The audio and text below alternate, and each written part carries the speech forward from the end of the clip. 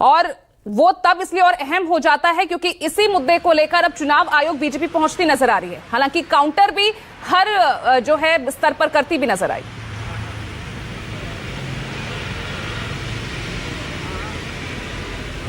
देखिए पूजा, महाराष्ट्र, मैंने पहले भी कहा था कि महाराष्ट्र वो राज्य है जिससे 2024 के लोकसभा चुनाव में सबसे ज़्यादा सीटें कांग्रेस पार्टी को अगर एक स्टेट में मिली तो वो इसी स्टेट से मिली। सबसे ज़्यादा एनडीए को जो झटका मिला वो महाराष्ट्र से मिला। और इसके अलावा यहाँ पर उनकी सरकार होने के बावजूद ऐसा हुआ, सरकार होने के बावजूद सबसे ज़्यादा झटका उन्हें एनडीए को यहाँ पर मिला। तो कारण साफ है कि जो नैरेटिव विपक्ष ने या राहुल गांधी ने संविधान का चलाया था पिछली बार, वो लोकसभा चुनाव में चल गया।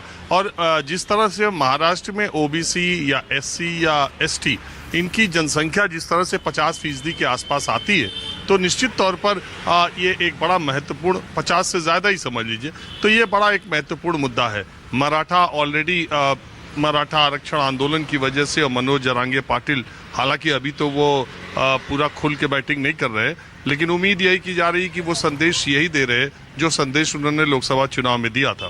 तो ये जो जातीय गोलबंदी है, इसकी पूरी कोशिश विपक्ष कर रहा है, का राहुल गांधी कर रहे हैं, और वो उत्साहित उससे है जो उन्हें लोकसभा चुनाव में परिणाम मिले थे।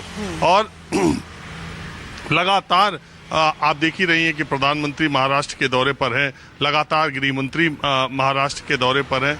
महाराष्ट्र बहुत ही महत्वपूर्ण स्टेट हमेशा से माना जाता है, और कोई भी पार्टी, खास करके नेशनल पार्टी जिसका देश में दिल्ली में शासन होता है, वो अपनी पूरी पुरजोर कोशिश करती है कि देश की आर्थिक राजधानी भी उसके कब्जे में हो, राजनीतिक तौर पर वो वहाँ मजबूत हो, वहाँ पर उसकी सरकार हो। तो महाराष्ट्र कोई हल्का फुल्का राष्ट्र, बहुत सारी वजहें हैं उसकी, तो महाराष्ट्र में पूरी ताकत लगाने की कोशिश की जाती है। तो अभी जो जमीनी स्तर पर, मैंने कल भी आपसे कहा था और आज भी कह रहा हूँ, मेरे देखने में कोई राष्ट्रीय मुद्दा, आरक्षण, संविधान या एक है तो सेफ है, बटेंगे तो कटेंगे, ये महाराष्ट्र की राजनीति में, चुनाव में, रैलियों में, टीवी डिबेट पर तो ये मुद्दा दिखाई दे रहा है, लेकिन जमीनी स्तर पर ऐसा बहुत ज़्यादा दिखाई नहीं दे रहा है। ज़मीन पर सबसे, और किसी पार्टी की लहर भी दिखाई नहीं दे रही। आप ये भी समझिए, ज़मीन पर उम्मीदवार ज़्यादा